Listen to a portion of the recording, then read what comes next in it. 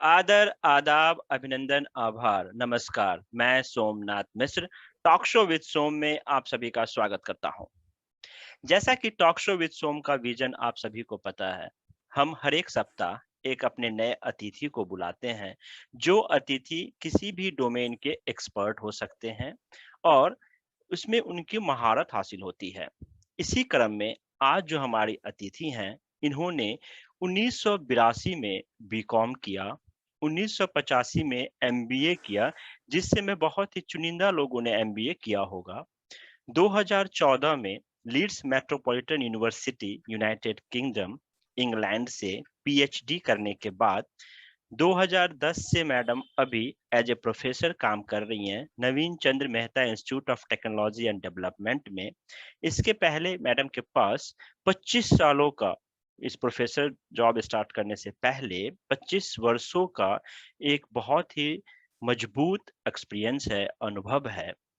Nominate की गई थी madam as a country director India for euro and research and business institute Switzerland 2015 में। Madam visiting scholar export में जाती हैं। एक्सपोर्ट सेंटर पे हिंदू स्टडीज के लिए 2016 से मैडम अपनी जो जानकारियां हैं, जो मैडम के पास अनुभव है, उसको शेयर करती हैं। 2020 जब पैंडेमिक था, कोविड समय में मैडम को ग्लोबल डिजिटल टीचर अवार्ड से सम्मानित किया गया था। इन सब के बावजूद मैडम इन सब के साथ एक ऑथर हैं और इनकी बहुत सारी बुक्स मार्केट में अवेलेबल हैं।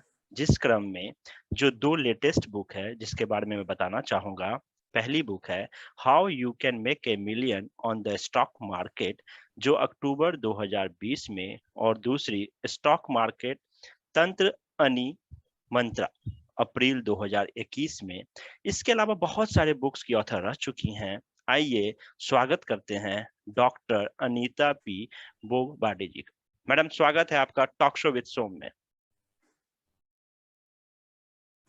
नमस्कार सोम जी। सबसे पहले तो मुझे बहुत गर्व महसूस होता है कि आप ये जो ज्ञान यज्ञ कर रहे हैं हमारे भारत के युवाओं के लिए, उसके में उसमें मैं सहभागी हो सकती हूँ। मुझे ये आपने मौका दिया, इसके लिए मैं आपकी शुक्रगुजार हूँ। अभी बहुत बहुत सबसे हम शुरुआत पहले करते हैं, तो सबसे पहले मैं ये शुरुआत करना चाहूंगी, वो है 1985 में। जैसे आपने कहा, मैंने एमबीए किया, मैंने तभी यूनिवर्सिटी में टॉप भी किया और करीब 5 साल मैं फार्मा सेक्टर में काम कर रही थी। उसके पश्चात मेरे जीवन में एक महत्वपूर्ण मोड़ आया जब मैं बॉम्बे स्टॉक एक्सचेंज में स्टॉक ब्रोकिंग फर्म में मैंने ज्वाइन किया। और जब भी सबसे पहला मुझे ऐसा मौका मिला कि मुझे, जो वो समय में एक फिजिकल ट्रेडिंग रिंग कहते थे, तो उसमें जाने का मौका मिला। वहीं से मैं मुझे फाइनेंस, ये जो पर्टिकुलर करियर अपॉर्चुनिटी आप बोल सकते हैं, वहीं से शुरुआत हो गई। तो वो जमाने में एक तो महिलाएं ज्यादा पढ़ती नहीं थी, पढ़ती भी थी तो स्टॉक मार्केट के क्षेत्र में नहीं आती थी। वो समय मुझे मतलब ये बहुत आनंद होता है ये कहने के लिए कि बहुत सारी गुजराती महिला इसमें बहुत ट्रेडिंग करती थी। और वो जमाने में बाद में बॉम्बे स्टॉक एक्सचेंज की वो प्रेसिडेंट भी बनी, दीना मेहता। उनके साथ मुझे काम करने का सौभाग्य प्राप्त हो गया। और जब भी हाल ही में आपने वेब सीरीज स्कैम ये देखा होगा, तो तभी मुझे वो पुराने दिनों की याद आई और रोंगटे खड़े हुए, क्योंकि हमें वो सब याद आया जब हम लोग stock market physical trading ring है तो वहीं पे जाते थे। तो सबसे पहले इसकी नींव तभी रखी गई जब भी भारत के नवे आर्थिक नीति के शिल्पकार मनमोहन सिंह जी थे, जो तभी वित्त मंत्री थे, बाद में प्रधानमंत्री बने। और उन्होंने आईएमएफ और विश्व बैंक के सहयोग से व्यापार और विकास पर ये नई अर्थनीति की शुरुआत की, जैसे हम लोग लिबरलाइजेशन, प्राइवेटाइजेशन, ग्लोबलाइजेशन वगैरह है। एशिया का सबसे बड़ा पुराना स्टॉक एक्सचेंज है। इसका इतिहास 1850 से दशक से शुरू होता है। और शुरुआती में जैसे मैंने कहा बहुत सारे गुजराती स्टॉक ब्रोकर और पारसी स्टॉक ब्रोकर थे, और 1874 में वो दलाल स्ट्रीट में आज जो जीजी भाई टावर्स करके जो बहुत बड़ी इमारत खड़ी है, जहाँ पे हम लोग बॉम्बे स्टॉक एक्सचेंज कहते हैं, तो वहां पे उसकी स्थापना हुई। और पहले तो एक बरगद के पेड़ के नीचे वो स्टॉक खरीदी और बिक्री करते थे। वो जमाने में हम लोग उसको ओपन सिस्टम बोलते थे। जब भी कोई आपको शेयर लेना है या बेचना है, तो एक फिजिकल प्लेस था, वहां पे जाके आपको करना पड़ता था।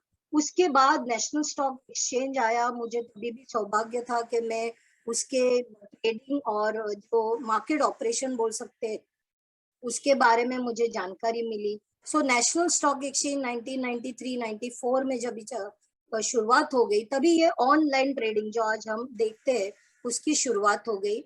उसके बाद बॉम्बे स्टॉक एक्सचेंज ने भी ऑनलाइन ट्रेडिंग, या हम उसे बोल्ट कहते हैं, बीएससी ऑनलाइन ट्रेडिंग, उसके साथ ऑनलाइन ट्रेडिंग की शुरुआत की। और आज ऐसे समय आ गया है जिसे हम लोग एल्गो ट्रेडिंग करते हैं, मतलब कंप्यूटर प्रोग्रामिंग का उपयोग करके आप ट्रेडिंग कर सकते हैं। और उसका उपयोग करके आप कल कौन सा शेयर क्या भाव में आ सकता है, इसका प्रेडिक्शन भी आप कर सकते हैं।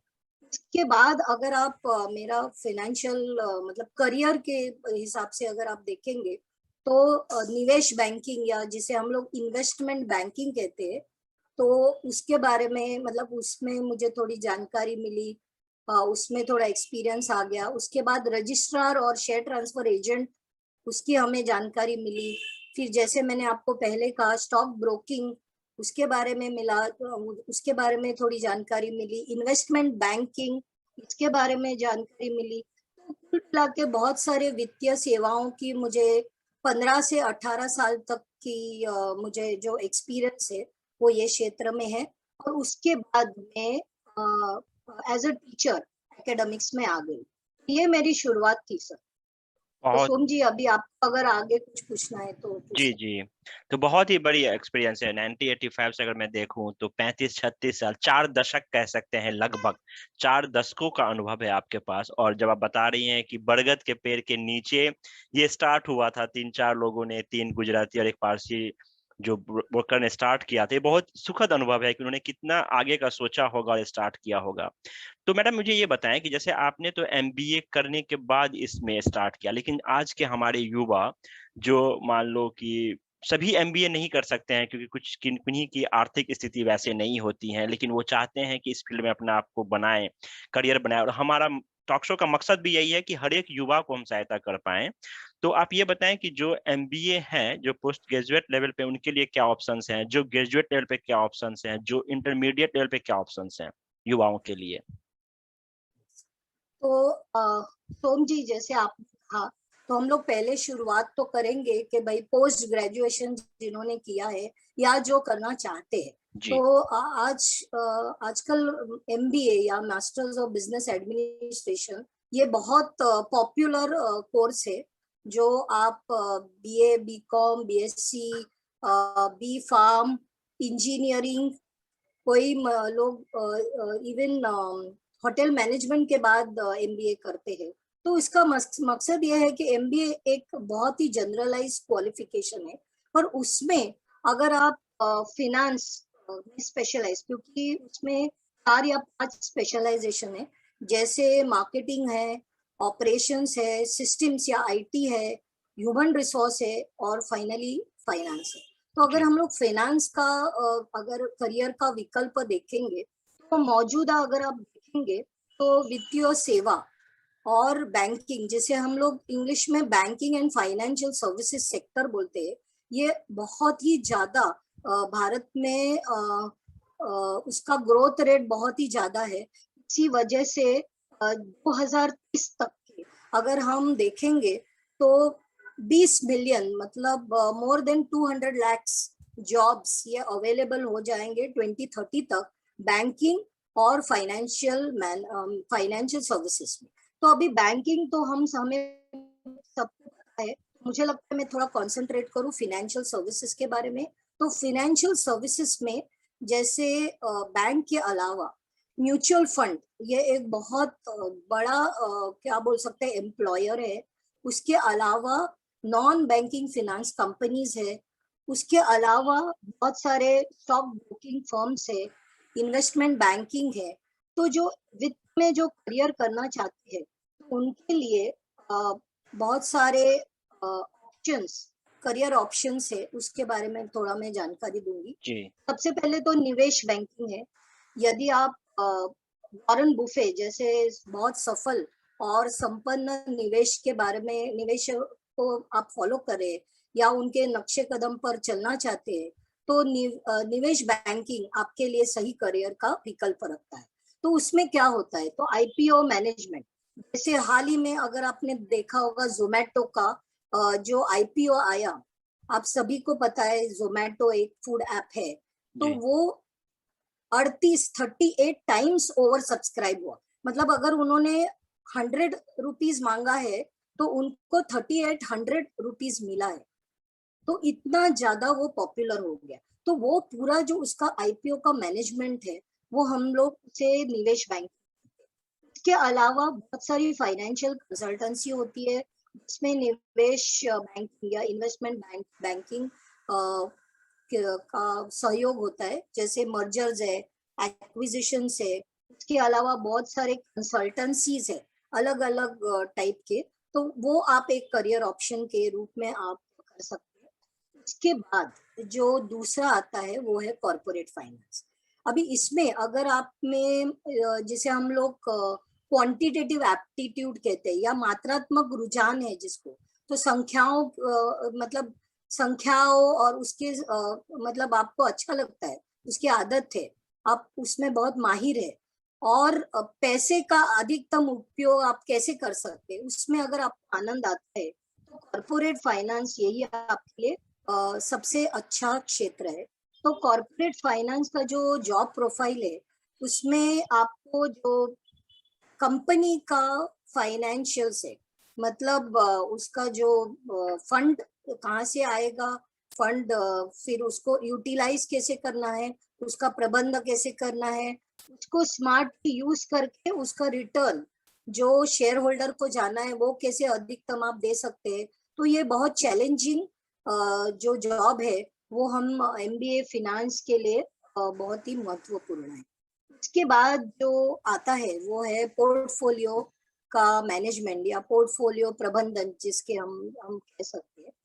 इसमें जो वाणिज्य के विद्यार्थी है, कॉमर्स के है, फिर थोड़ा सा साइंस भी जिन्हें आता है, एक अच्छा पोर्टफोलियो बना सकते हैं। अभी यहाँ पे जो मैं पोर्टफोलियो मैनेजमेंट की बात कर रही हूँ ये कंपनियों के लिए है, ये पर्सनल के लिए है।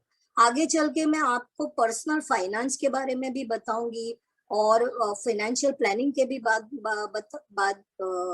बारे में बताऊंगी। पर ये फिलहाल जो हम लोग पोर्टफोलियो मैनेजमेंट बोल रहे हैं ये एमबीए जो कर रहे हैं, जो पोस्ट ग्रेजुएशन कर रहे हैं उनके लिए है।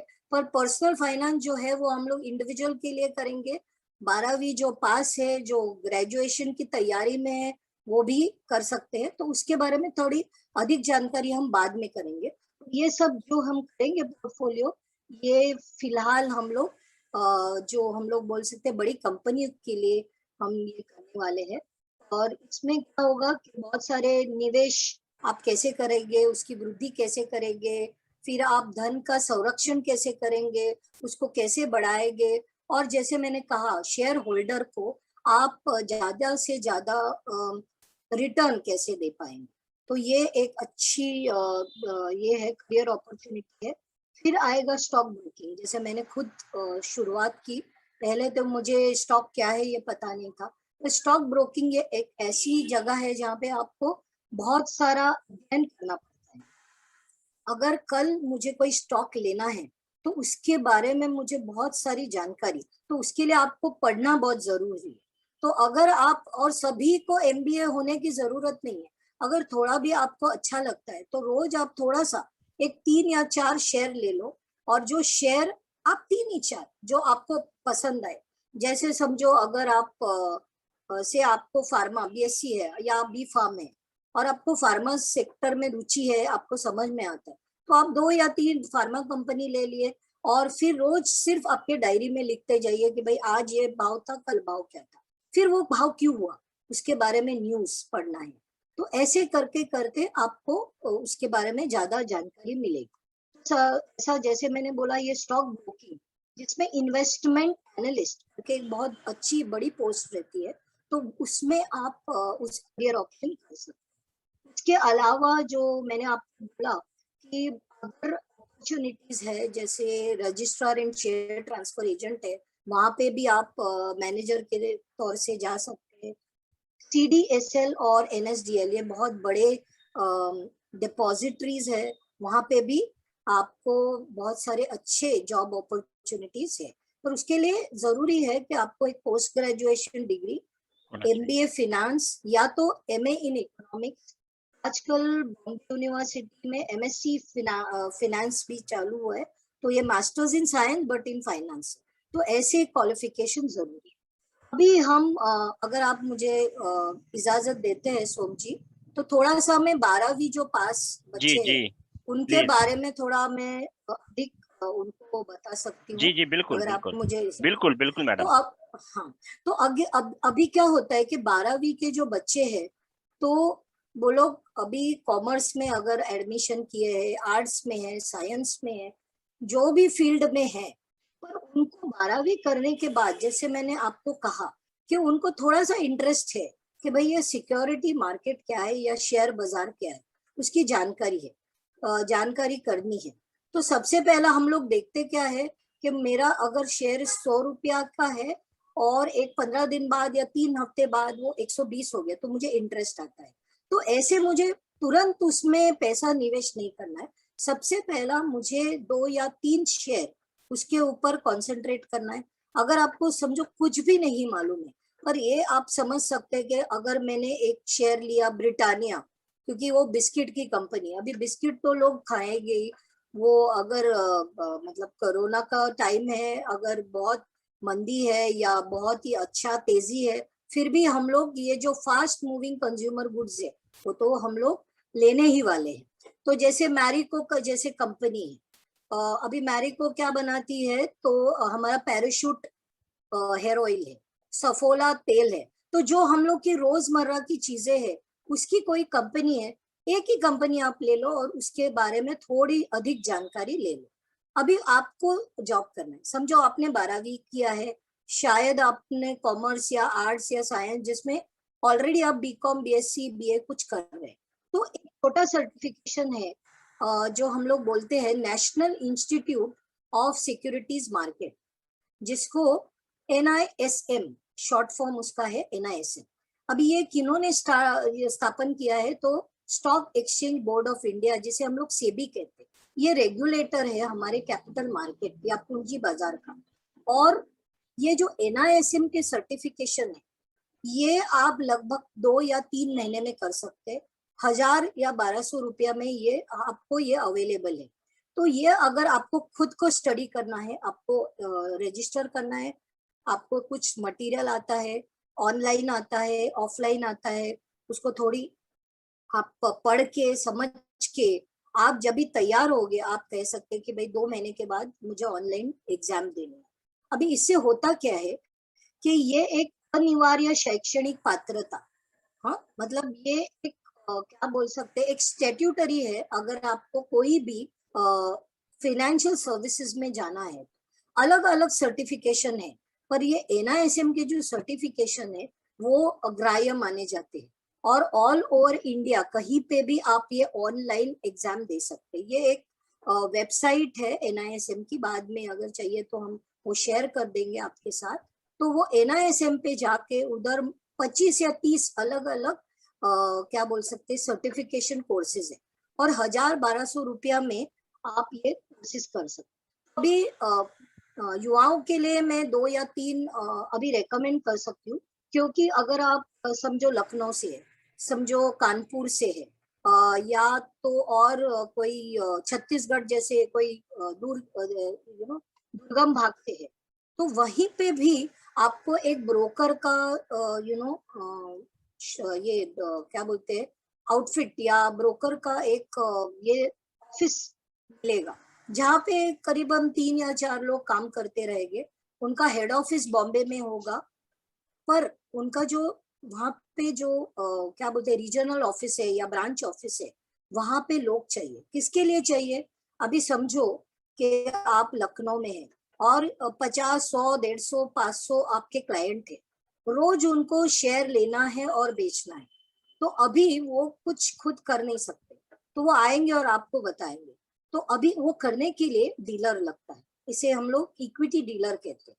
तो अभी इक्विटी डीलर के लिए एक सर्टिफिकेशन है जिसको सीरीज 12 बोलते हैं, सिक्योरिटीज मार्केट फाउंडेशन कोर्स। तो ये 1200 रुपया में हो जाता है 3-4 महीने में।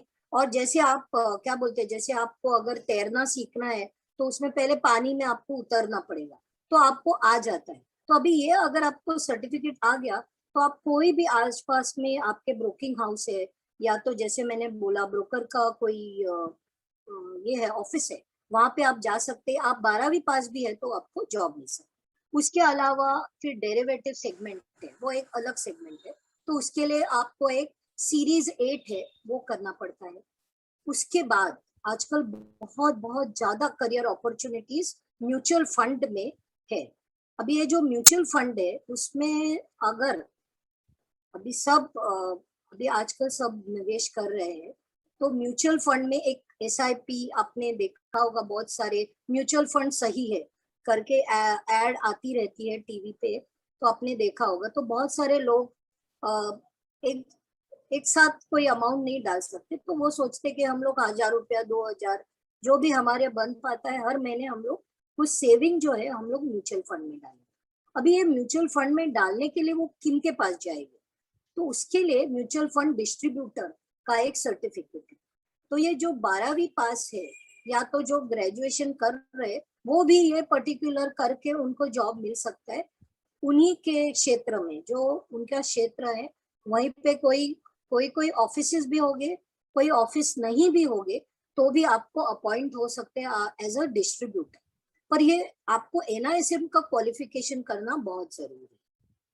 उसके बाद जैसे आपको मैंने पहले भी पूछा बोला था कि एक पोर्टफोलियो मैनेजर जो कोई बड़े कंपनी के लिए करता है, वैसे ही पोर्टफोलियो मैनेजर हमें ब्रोकिंग हाउस में लगता है। तो समझो अभी मेरे पास अभी अभी समझो मैं अभी रिटायर होने वाली 4 या 5 साल के बाद, या मैं 35 साल की हूँ, 40 साल की हूँ, जो भी है, मैं एक एग्जीक्यूटिव और मुझे मेरा रिटायरमेंट प्लान करना है। तो मैं डिस्कस किया कि भाई मेरे पास अभी हर महीना में इतना कुछ पैसा निवेश कर सकती हूँ, तो अभी कहाँ पे डालना है, कैसे डालना है? तो वो मुझे क्लाइंट के साथ बात करके समझना है कि उनकी रिक्वायरमेंट क्या है, उनके फाइनेंशियल गोल्स क्या है। जैसे समझो कोई 35 साल का है, 38 साल का है, कि शादी हो गई है, बच्चे हो गए, अभी उनके एजुकेशन का ये एक इम्पोर्टेंट उनका फाइनेंशियल प्लानिंग है। शायद उनको एक नया घर लेना है, मे बी उनको ईएमआई पे घर लेना है, पर उसके लिए उनको अलग से पैसा ये रखना है। तो ये जो सब फाइनेंशियल गोल्स है, तो वो सब करने के लिए हमें पोर्टफोलियो मैनेजर की आवश्यकता है। और उसी लिए एनआईएसएम का 21B नाम का ये जो सर्टिफिकेट है वेल्थ मैनेजर, वो भी आप 3 या 4 महीने में पढ़ाई करके जब भी आप कॉन्फिडेंट हो, तो आप जो नेक्स्ट ऑनलाइन एग्जाम है उसके क्लिक कर सकते और एग्जाम आप घर बैठे दे सकते। तो ऐसे बहुत सारे ऑप्शंस अवेलेबल है। सुपर, सुपर, हाँ हाँ सोम जी, अभी सुपर। आपने इतनी सारी जानकारियां बताएं एमबीए पास आउट के लिए, 12th पास आउट्स के लिए। मैडम, मेरे दिमाग में एक क्वेश्चन आया अभी बात आपकी सुनते सुनते कि आप एक महिला हैं, और जो महिलाएं होती हैं, अगर मैं अपने भारत की बात करूं तो अधिकांशतः महिलाएं की शादी हो जाती है। शादी करने के बाद महिलाएं जो है वो रोजगार में या खुद का कुछ स्वरोजगार करना चाहें, तो उनके लिए मजबूरियां आती हैं। तो क्या वो इस फाइनेंशियल सर्विसेज में इसमें कुछ छोटे छोटे कोर्सेज करके अपने आप को बना सकती हैं? हाँ जरूर। सोम जी, अभी मैं ये कहना चाहती हूँ कि महिलाओं के लिए वित्तीय क्षेत्र में भाग लेने की व्यापक संभावना है। अभी आपने ये सुना होगा कि सेल्फ हेल्प ग्रुप्स, हाँ जी। बहुत सारी महिला मतलब एसएचजी। गांव गांव गांव से लेके छोटे छोटे शहरों में इकट्ठा अपना एक बचत गट जैसे कहते हैं, जी। अभी बचत गट बोलते हैं, तो वो सक्षम होना चाहती है। वो पढ़ी लिखी नहीं होगी, वो ठीक है, पर वो सक्षम है। वो अगर एक साथ जुड़कर कोई ऐसा काम कर सकती है जिसे हम लोग बचत गट बोलते हैं, सेल्फ हेल्प ग्रुप बोलते हैं, तो वैसे ही वो वित्तीय क्षेत्र में भी बहुत सारा काम कर सकती है। सबसे पहले आपको ये समझना है कि वो एक होम मिनिस्टर है, उसको पता है कि घर में आटा चावल का आज दाम क्या है, उसको मतलब बचत कैसी करनी है, निवेश कैसा करना है, पूरा महीने का खर्चा कैसे चलाना है, वो बजटिंग भी जानती है। तो इन ऑल वो एक फाइनेंस मिनिस्टर है घर की। अगर वो फाइनेंस मिनिस्टर है घर की, तो वो डेफिनेटली फाइनेंस के क्षेत्र में बहुत बड़ा काम कर सकती है। एक्चुअली अगर आप मतलब अगर आप देखेंगे तो फाइनेंस के क्षेत्र में आज महिलाएं बड़े बड़े बैंक की चेयरमैन है। फाइनेंशियल सर्विसेज में बहुत सारे, whether it is unit trust of India, बहुत सारे जो फाइनेंशियल इंस्टीट्यूशंस है, तो बड़े बड़े मैनेजमेंट के पोजीशन पे भी महिला है, क्योंकि वो बहुत रिसोर्सफुल है। उन्हें पता है कि मेरे पास जो लिमिटेड पूंजी है उसको मैं कैसे ये करूं। तो अभी उनके लिए मैं ये कहती हूँ कि अगर ये बचत गट में वो काम करती है, तो थोड़ा थोड़ा थोड़ा पहले तो वो बैंक में अपना अकाउंट तो उन्होंने खोला होगा जनधन के हिसाब से, तो हर महीना थोड़ी सी पूंजी वो वहां पे डाले। वो करके, जैसे मैंने अभी 12वीं के लिए बोला है, वैसे ही वो एनसीएफएम के कोई छोटे छोटे कोर्सेज है जो रीजनल लैंग्वेज में भी है। जैसे इंग्लिश लैंग्वेज है, वैसे रीजनल लैंग्वेजेस में बहुत सारे मेरे ख्याल से 16 या 18 रीजनल लैंग्वेजेस में ये कोर्सेज है, जो पहले भी मैंने बोला था। तो वैसे ही कोर्सेज वो है जो जहाँ पे वो क्या कर सकते हैं कि पहले तो स्टार्ट में उनको एक एक्सपीरियंस लेने के लिए कोई ब्रोकिंग फर्म में काम करना पड़ेगा कि भाई अगर मुझे ऑनलाइन में कोई शेयर लेना है, बेचना है, वो कैसे किया जा सकता है। तो वो अगर उन्होंने ये सर्टिफिकेशन लिया, उसके बाद क्या होगा कि वो उनको एक जॉब लग जाएगी। समझो एक 3 महीना 6 महीना साल भर उन्होंने ये जॉब कर दिया, उसके बाद क्या होगा कि भाई वही क्षेत्र में महिलाओं से जुड़कर उनके महिला बचत गट या एनी अदर वे में वो एक अपना ग्रुप बना सकते हैं और वो फाइनेंशियल एडवाइजर बन सकते हैं। तो वो खुद कंसल्टेंसी जो बोल सकते हैं, तो ये कर सकते हैं। ग्रामीण भाग बदलाव में रह के ग्रामीण भाग में रह के भी वो बहुत सारा ये काम कर सकते हैं। तो जैसे मैंने बोला सेल्फ हेल्प ग्रुप्स, फिर दूसरा तो वो जनधन योजना में उनका हर महीना थोड़ा सा बचत करने का है। और तीसरी बात है कि ये सर्टिफिकेशन करके 1-2 साल के लिए अगर उन्होंने जॉब किया, म्यूचुअल फंड में हो, ब्रोकिंग हाउस में हो, इंश्योरेंस में हो, आजकल महिला बहुत सारे इंश्योरेंस क्षेत्र में भी है। अभी इंश्योरेंस के लिए भी एनसीएफएम और एनआईएसएम के छोटे कोर्सेज है, मतलब 3 महीने 6 महीने में। तो अगर वो 12वीं पास है, अगर वो ग्रेजुएशन कर रही, या तो ग्रेजुएशन नहीं हुई है, अगर उनकी जस्ट शादी हुई है, तो फिर भी घर बैठे ये सब कर सकते हैं। पर एक ही बात है कि उनको महिलाओं से जुड़ना पड़ेगा, क्योंकि अगर उनको एक म्यूचुअल फंड या एसआईपी किसी से करवाना है, किसी को समझाना है, तो उसके लिए उनको जुड़ना पड़ेगा महिलाओं को, उनके क्षेत्र के महिलाओं से। तो उनके लिए ये सब हम कर सकते हैं। बहुत बढ़िया, बहुत ही अच्छा बताया आपने। मैडम, हमारे एक सब्सक्राइबर हैं जिनका क्वेश्चन है कि वो इक्विटी एंड म्यूचुअल फंड्स में फाइनेंशियल प्लानिंग करते हैं। तो जैसे मान लो पोर्टफोलियो मैनेजमेंट और फंड मैनेजर के रूप में। तो वो हाँ, ये पूछ रहे हैं कि इसके लिए क्या एजुकेशन क्वालिफिकेशन होना चाहिए? ये हमारे एक व्यूअर्स का क्वेश्चन है। अभी मैं उनको ये बताना चाहती हूँ कि अगर वो ऑलरेडी ग्रेजुएट है, फिर वो बीकॉम बीएससी जो भी हो, अगर वो ग्रेजुएट है, तो एक सर्टिफाइड फाइनेंशियल प्लानर करके एक कोर्स है, जिसमें उनको ये एक इंटरनेशनल सर्टिफिकेशन है। तो इसमें उनको अगर ये करेंगे, तो सबसे पहला उनको जॉब मिलेगी आइदर बैंक में, या तो जैसे मैंने उनको कहा कि कॉर्पोरेट कंपनी में, कॉर्पोरेट फाइनेंस के क्षेत्र में, या थर्डली कंसल्टेंसी में। तो वो ये सर्टिफाइड फाइनेंशियल प्लानर है, ये जो पर्टिकुलर कोर्स है ये बहुत एक्सटेंसिव कोर्स है। अभी ये NISM का भी एक कोर्स है जिसको हम लोग सिक्योरिटी एंड पोर्टफोलियो मैनेजमेंट ऐसे कहते हैं, वो 3 महीना या 6 महीने के ड्यूरेशन के कोर्स है। पर ये जो सर्टिफाइड फाइनेंशियल प्लानर का कोर्स है वो समझो लगभग 1 साल का कोर्स है, और वो बहुत ही ज्यादा इन डेप्थ में है, और ये इंटरनेशनल क्वालिफिकेशन है, और ये जो है ये USA से क्वालिफिकेशन है, फाइनेंशियल प्लानिंग स्टैंडर्ड बोर्ड से ये मिलता है।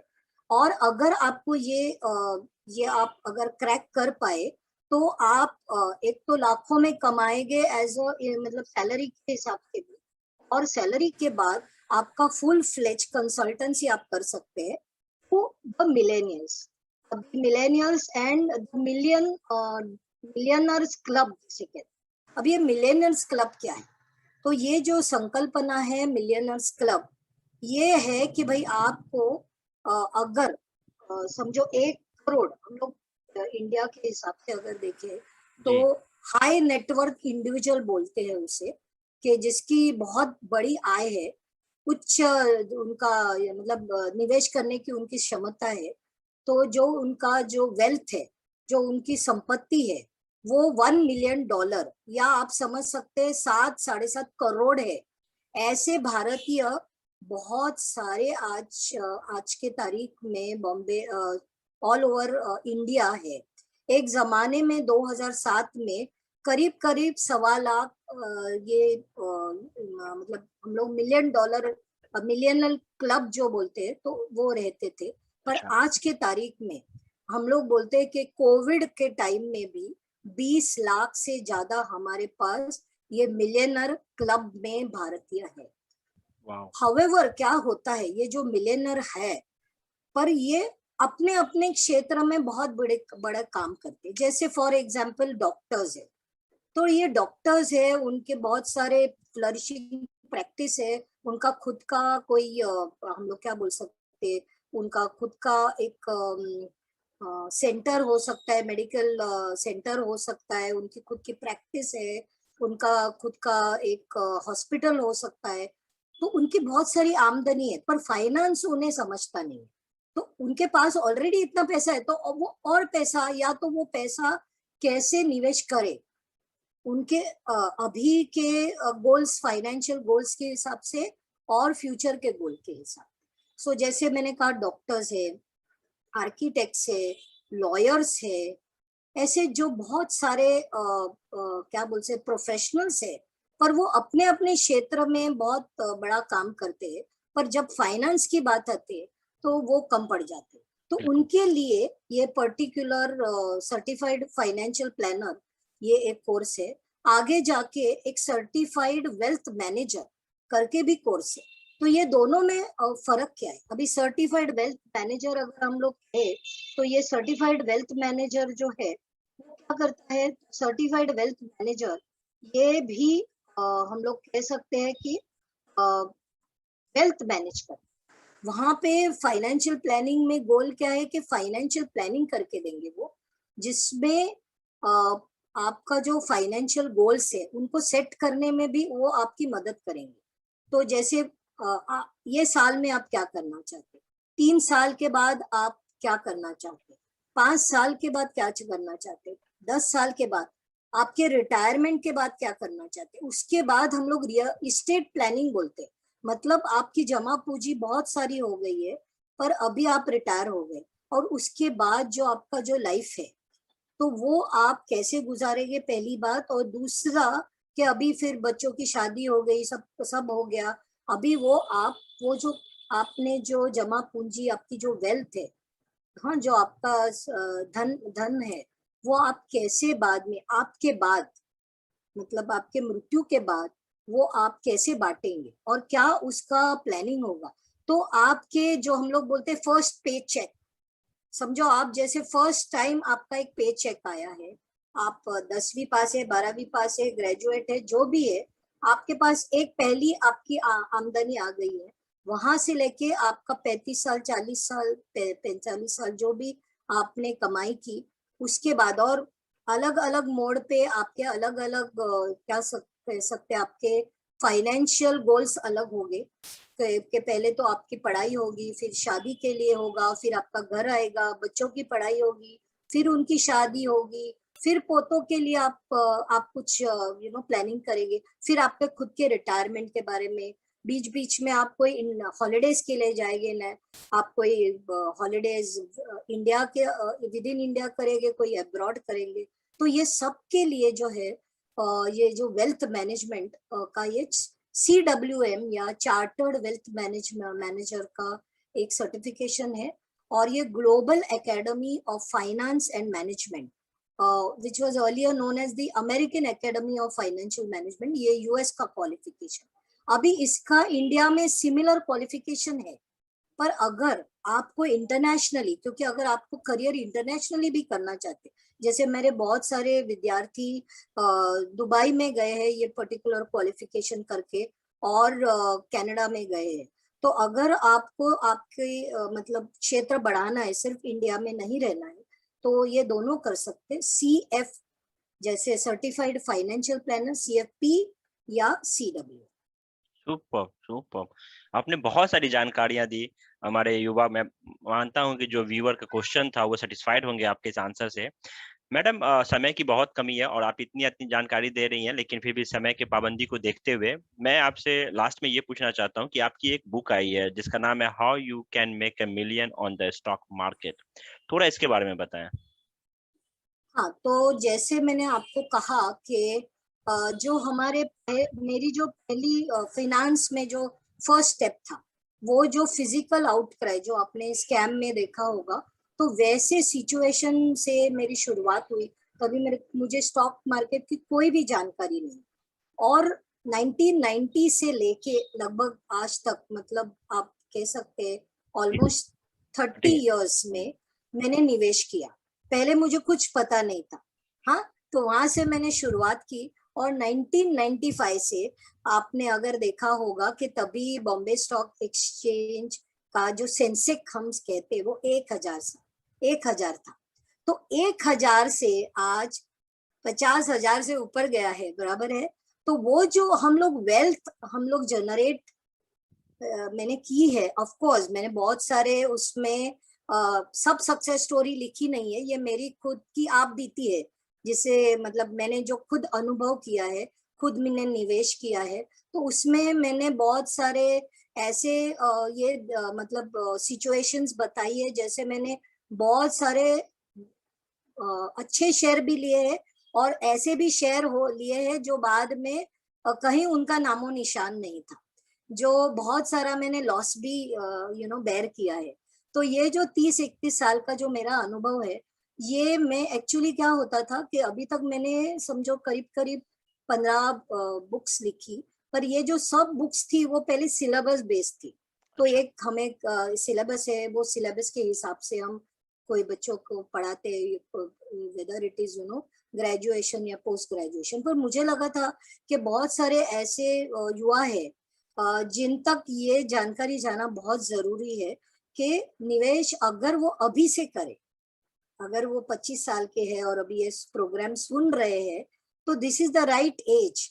Once you get your first cheque, that day you should start investing. और अगर अभी से आपने शुरुआत की, जैसे मैंने कहा किया, by the age of 40-45 I retired from corporate life. That was possible क्योंकि मेरे पास ब्रेड, बटर, केक, पेस्ट्री और चीज एवरीथिंग था।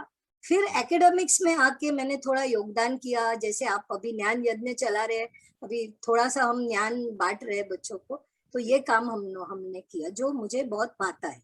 सुपर, तो सुपर। वो मेरी बुक है, you can make a million on the stock market. उसी का मैंने मराठी भी किया, और अभी मुझे हिंदी में भी करना है। मुझे पता नहीं कि हिंदी लोग स्टॉक मार्केट की तरह उनको रुझाव है या नहीं, मुझे ये पता नहीं है। तो इसके लिए मैं अभी देख रही हूँ, अगर हो सके तो फिर मैं वो हिंदी में भी लाना चाहती हूँ। Super, super. मैं बहुत ही खुश हूँ और खुशनसीब हूँ कि आप हमारे शो में आए और इतनी सारी जानकारियाँ मतलब हमारे श्रोताओं के साथ, व्यूअर्स के साथ शेयर किया। तो अंत में क्लोजिंग कमेंट आप क्या कहना चाहेंगे हमारे युवाओं को? युवाओं के लिए मैं यही कहूंगी कि सबसे इम्पोर्टेंट बात जो है, हमारे माननीय प्रधानमंत्री जी ने कहा था कि हमारे पास 3 Ds है। तो सबसे पहले है लोकतंत्र, डेमोक्रेसी। दूसरा है डिमांड। आज भारत जो जाना जाता है सबसे ज्यादा, क्योंकि हमारा कंजम्पशन सबसे ज्यादा है, क्योंकि हमारा पॉपुलेशन ज्यादा है, इसीलिए हम लोग, हमारा स्पेंडिंग भी ज्यादा है, हम लोग, हमारी आय भी ज्यादा है, हमारा इनकम ज्यादा है, और हम लोग स्पेंड भी ज्यादा करते हैं। तो हमारी डिमांड भी ग्लोबली अगर आप देखेंगे तो डिमांड भी ज्यादा है। और third and the most important thing is demographic dividend. आज भारत ही एक ऐसा देश है जो अगले 20-25 साल तक हमारे पास ये डेमोग्राफिक डिविडेंड रहेगा, क्योंकि हम सबसे यंग कंट्री है। जवानी हो दीवानी तू जिंदाबाद, ऐसा एक गाना था हमारे जी। जमाने में राजेश खन्ना का। तो वो याद करते हुए मैं यही कहूंगी। तो उनका ही अभी राज है, and I have lot of expectations from the youngsters. पर ये है कि उनको सही दिशा में जाना है, सही अभ्यास करना है, और सही सही निवेश करेंगे तो हमारी इंडियन इकोनॉमी डेफिनेटली, हम लोग जो बोल रहे हैं $5 trillion economy 2025, in spite of the COVID, I'm very sure वो जरूर होगा। Super, super. तो अनीता मैम, बहुत-बहुत आपका धन्यवाद टॉक शो विद सोम में आके और अपने इतने सारे अनुभवों को शेयर करने के लिए। धन्यवाद मैडम। धन्यवाद, धन्यवाद।